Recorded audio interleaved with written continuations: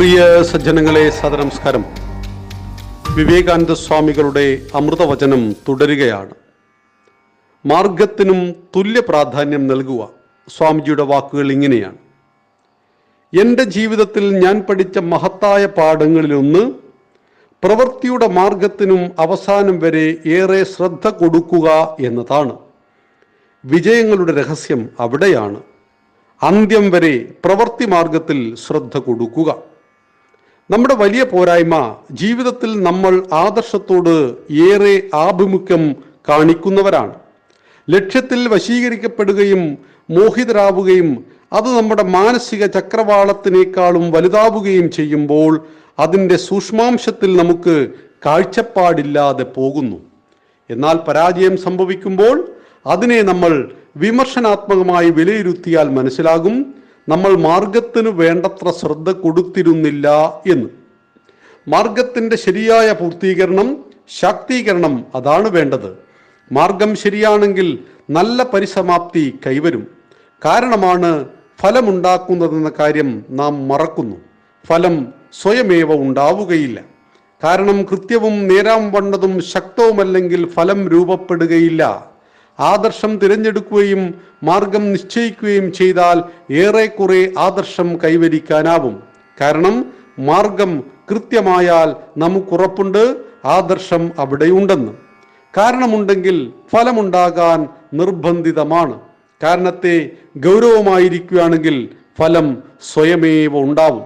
ആദർശത്തിൻ്റെ സാക്ഷാത്കാരമാണ് ഫലം, മാർഗമാണ് കാരണം. മാർഗത്തിലുള്ള ശ്രദ്ധ ജീവിതത്തിൻ്റെ മഹാരഹസ്യവുമാണ്. സ്വാമിജി അർത്ഥവത്തായ വാക്കുകൾ മാത്രമേ പറയാറുള്ളൂ.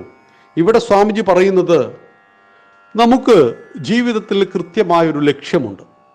ആ ലക്ഷ്യത്തിലേക്ക് എത്തുവാൻ മാർഗവും കൃത്യമായിരിക്കണം. മാർഗത്തിൽ വേണ്ടത്ര ശ്രദ്ധ കൊടുക്കണം. ഇപ്പൊ കമ്മ്യൂണിസ്റ്റ് തിയറിയിൽ ലക്ഷ്യം മാർഗത്തെ ന്യായീകരിക്കുന്നു എന്ന് പറയുന്നുണ്ട്. ഒരിക്കലും ഭാരതം അംഗീകരിക്കുന്നില്ല.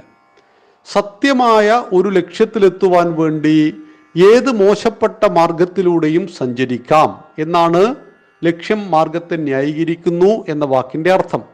എന്നാൽ ഭാരതം പറയുന്നു ലക്ഷ്യം ഉദാത്തമായിരിക്കണം, മാർഗം സത്യമായിരിക്കണം. ലക്ഷ്യവും മാർഗവും ഉദാത്തമായ സത്യങ്ങളായിരിക്കണം. അല്ലാതെ ലക്ഷ്യത്തെ ഉദാത്തമാക്കുകയും മാർഗത്തെ വൃത്തികെട്ടതാണെങ്കിൽ പോലും കുഴപ്പമില്ല എന്ന് പറയുന്നത് ഭാരതീയ സിദ്ധാന്തമല്ല. നമ്മൾ ഒരു ലക്ഷ്യത്തെ ജീവിതത്തിൽ നേടുന്നു. ആ ലക്ഷ്യത്തിലേക്ക് എത്തിച്ചേരുവാനുള്ള ശരിയായ വഴിയെ തിരഞ്ഞെടുക്കുന്നു. ലക്ഷ്യത്തെ മറന്നു കളഞ്ഞാലും ശരിയായ മാർഗം നമ്മെ ശരിയായ ലക്ഷ്യത്തിലേക്ക് എത്തിക്കുന്നതാണ്. അതായത് നമുക്ക് കന്യാകുമാരിയിലേക്ക് പോകണം. കന്യാകുമാരി ഇന്നേ സ്ഥലത്താണ് എന്ന് മനസ്സിലാക്കുക. കന്യാകുമാരിയിലേക്ക് ഇന്നേ റെയിൽവേ സ്റ്റേഷനിൽ നിന്ന് ഇത്ര സമയത്ത് ഒരു ട്രെയിൻ ഉണ്ട് എന്ന് മനസ്സിലാക്കുക. അതവിടെയാണ് അവസാനം ചെന്ന് അവസാനിക്കുന്നത് ഇന്നേ സ്ഥലത്താണെന്ന് മനസ്സിലാക്കുക.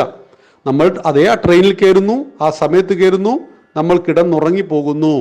എന്നാലും നമ്മൾ കന്യാകുമാരിയിലെത്തും.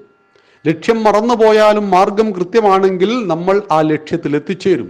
ആയതുകൊണ്ട് തന്നെ വിവേകാനന്ദ സ്വാമികൾ നമ്മളെ പഠിപ്പിക്കുന്നത് നിങ്ങളുടെ മാർഗം അതിനെക്കുറിച്ച് നിരന്തരമായി ചിന്തിക്കണം.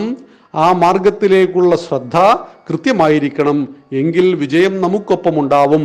പല പരാജയത്തിൻ്റെയും കാരണം ചിന്തിച്ചാൽ മാർഗത്തിൽ വേണ്ടത്ര ശ്രദ്ധ കൊടുത്തില്ല എന്നതാണ്. അതുകൊണ്ട് ലക്ഷ്യവും മാർഗവും ഉദാത്തമായിരിക്കട്ടെ.